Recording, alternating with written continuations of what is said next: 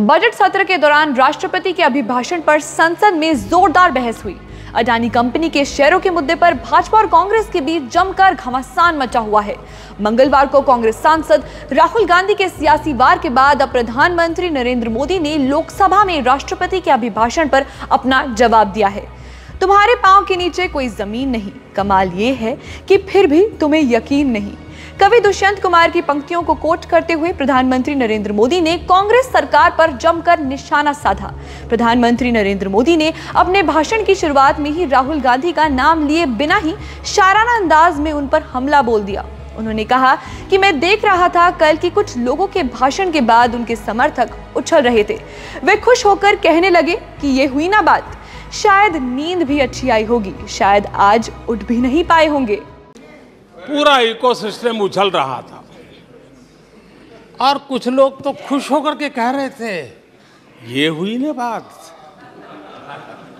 बड़ा शायद नींद भी अच्छी आई होगी, शायद आज उठ भी नहीं पाए होंगे।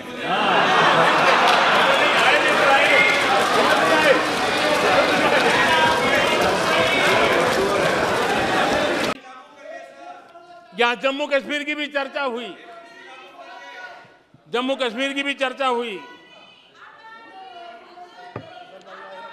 और जो अभी अभी जम्मू कश्मीर घूम करके आए उन्होंने देखा होगा कितने आन बान शान के साथ आप जम्मू कश्मीर में जा सकते, घूम सकते, फिर सकते। आदरणीय अध्यक्ष जी, पिछली शताब्दी के उत्तरार्ध में आदरणीय अध्यक्ष जी, पिछली शताब्दी के उत्तरार्ध में मैं भी जम्मू कश्मीर में यात्रा लेके गया था और लाल चौक में तिरंगा फहराने का संकल्प लेकर के चला था और तब आतंकवादियों ने पोस्टर लगाए थे, आतंकवादियों ने पोस्टर लगाए थे उस समय और कहा था कि देखते हैं किसने अपनी मां का दूध पिया है जो लाल चौक में आके तिरंगा फहराता है। पोस्टर लगे थे और उस दिन वो 24 जनवरी थी। मैंने जम्मू के अंदर बड़ी सभा में कहा था, अध्यक्ष जी मैं पिछली शताब्दी की बात कर रहा हूं और तब मैंने कहा था आतंकवादी कान खोल करके सुन ले।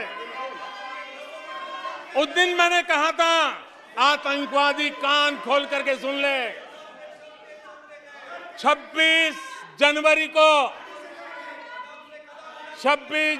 को ठीक 11 बजे मैं लाल चौक पहुंचूंगा, बिना सिक्योरिटी आऊंगा, बुलेट प्रूफ जैकेट के बिना आऊंगा और फैसला लाल चौक में होगा किसने अपनी मां का दूध पिया। प्रधानमंत्री नरेंद्र मोदी ने उस समय की यूपीए सरकार पर जमकर हमला बोला। उन्होंने कहा कि हम सभी को याद है कि उस समय कॉमनवेल्थ गेम्स में किस तरह से घोटाला हुआ था। 2008 के आतंकी हमलों को कोई भूल नहीं सका। 2014 के पहले का दशक लॉस्ट डिकेड के रूप में जाना जाना चाहिए। ये दशक इंडियाज डिकेड कहलाएगा। 4 से 14 आजादी के इतिहास में सबसे घोटालों का दशक रहा, सबसे घोटाला।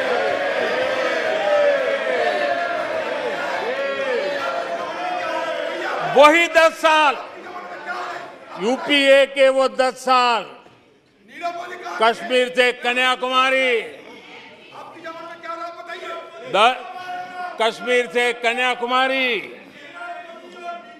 भारत के हर कोने में आतंकवादी हमलों का सिलसिला चलता रहा 10 साल। लेकिन देश का सामर्थ्य तो पहले भी था, लेकिन 4 से लेकर 14 तक इन्होंने वो अवसर गंवा दिया और यूपीए की पहचान बन गई। हर मौके को मुसीबत में पलट दिया, हर मौके को मुसीबत में पलट दिया। आदरणीय अध्यक्ष जी, जब एलओसी भारत के सामर्थ्य की ताकत का अवसर रहता था, उस समय डिफेंस डील को लेकर के हेलीकॉप्टर घोटाले और सत्ता को कंट्रोल करने वाले लोगों के नाम उसमें चिन्हित हो गए। आदरणीय अध्यक्ष जी, जब देश के लिए जरूरत थी और निराशा के मूल में ये चीजें पड़ी हुई है, सब उभर करके आ रहा है। आदरणीय अध्यक्ष जी, इस बात को हिंदुस्तान हर पल याद रखेगा कि 2014 के पहले का जो दशक था, द लॉस्ट डेकेड के रूप में जाना जाएगा। और इस बात को इनकार नहीं कर सकते कि 2030 का जो दशक है, ये इंडियाज़ डेकेड है पूरे विश्व के लिए। अपने भाषण में पीएम मोदी ने कहा कि मैंने कई बार सुना है यहाँ कुछ लोगों को हार्वर्ड का बड़ा क्रेज है। कोरोना काल में ऐसा ही कहा गया था और कांग्रेस ने ही कहा था कि भारत की बर्बादी पर हार्वर्ड में केस स्टडी होगी, और फिर कल सदन में हार्वर्ड यूनिवर्सिटी में स्टडी की बात हुई। लेकिन बीते वर्षों में वहां एक बहुत बढ़िया और महत्वपूर्ण स्टडी हुई जिसका विषय था the rise and decline of India's Congress party. उन्होंने कहा कि मुझे विश्वास है कि भविष्य में कांग्रेस की बर्बादी पर हार्वर्ड नहीं, बड़े बड़े विश्वविद्यालयों में अध्ययन होना ही होगा। भारत की बर्बादी पर हार्वर्ड में केस स्टडी होगी, ऐसा कहा था।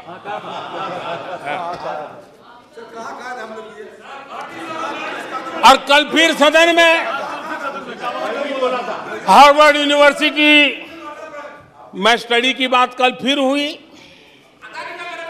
लेकिन माननीय अध्यक्ष जी, बीते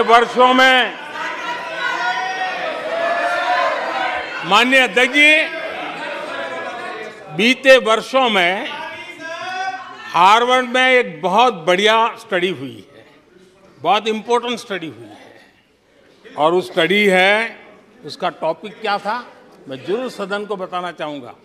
और ये स्टडी हो चुकी है। स्टडी है the rise and decline of India's Congress party. ये स्टडी हो चुका है और मुझे विश्वास है अध्यक्ष जी, मुझे विश्वास है भविष्य में कांग्रेस की बर्बादी पर सिर्फ हार्वर्ड नहीं, बड़े बड़े विश्वविद्यालयों में अध्ययन होना ही होना है और डुबाने वाले लोगों पर भी होने वाला है।